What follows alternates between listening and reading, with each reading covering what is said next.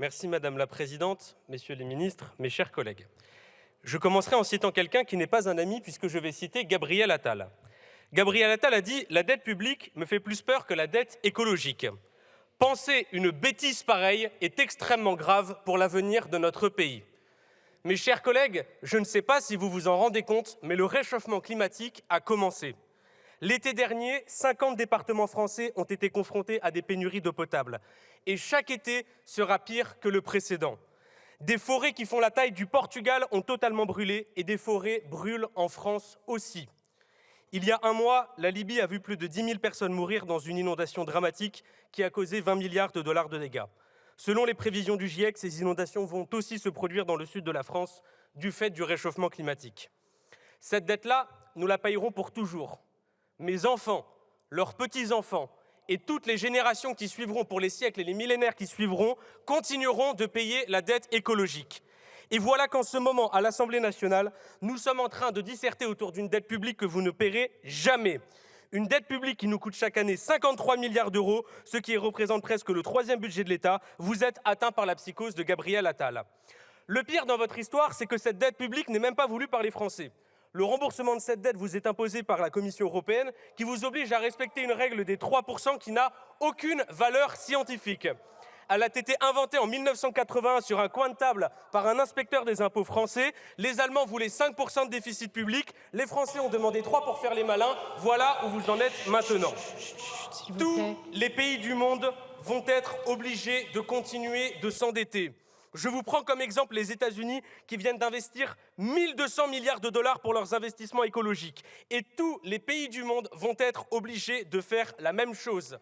Arrêter de polluer et réparer les dégâts causés par le réchauffement climatique vont nous demander des milliards d'euros d'investissement. Cette dette d'ailleurs que vous ne paierez jamais, vous la faites payer sur le dos des Français. Vous fermez des classes dans les écoles. Nos professeurs sont parmi les moins bien payés de l'OCDE. Les prix de l'essence et des transports ont augmenté et nous sommes dramatiquement en retard sur le réchauffement climatique. Et pendant que les Français payent, vous faites des cadeaux fiscaux aux multinationales et aux multimilliardaires qui, eux, sont en capacité de payer. Cela fait 20 ans que ça dure. 52 milliards de cadeaux fiscaux par an faits par M. Chirac, 23 milliards par M. Sarkozy, 20 milliards par M. Hollande, 80 milliards par M. Macron. Tout ça vous paie 3 fois le déficit public chaque année. On ne comprend pas bien pourquoi les Français payent et pas les gens responsables de l'inflation. Vous êtes dans une impasse. Alors nous vous proposons une solution. La Banque centrale européenne possède 16% de la dette souveraine française. Elle est en capacité d'annuler cette dette.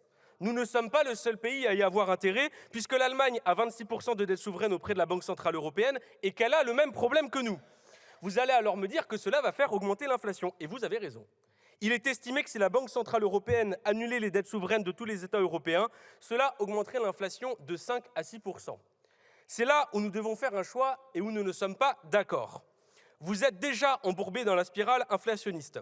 Ça ne s'arrêtera pas et votre austérité en est responsable. Le Fonds monétaire international a démontré que la hausse des prix était dans 45% des cas due à la hausse des profits. Vous continuez de faire des cadeaux fiscaux à ces entreprises puisque vous avez prévu encore 60 milliards d'économies pour 2027, 30 milliards en moins dans les services publics. On se demande bien combien d'écoles et d'hôpitaux vous allez fermer après tout ce que vous avez déjà détruit, et 30 milliards en cadeaux fiscaux. Nous sommes dans un moment où le prix de l'essence, des transports, de l'hôpital ou des écoles écrase le pouvoir d'achat des Français. Alors ils arrêtent de consommer. Le volume de la consommation alimentaire a diminué de 11%. Les Français peinent à se nourrir, c'est la déconsommation. Votre augmentation des prix cumulée à l'austérité que vous menez en France finira comme la Grèce. Chômage, pauvreté et services publics détruits. D'ailleurs, pour l'anecdote, après que la Grèce ait mené votre politique, sa dette publique a encore augmenté et 400 000 Grecs ont dû fuir leur pays, mais vous continuez parce que la banque, elle est plus forte que vous, alors vous menez le pays à l'impréparation et à la pénurie. Nous comptons relancer l'activité économique en soutenant la demande. Il faut soutenir la consommation et le pouvoir d'achat des Français. Cela passe notamment par l'annulation de cette dette publique détenue par la Banque centrale européenne. Mes chers collègues, vous dites souvent que la dette, c'est le fardeau des générations futures. Vous avez raison.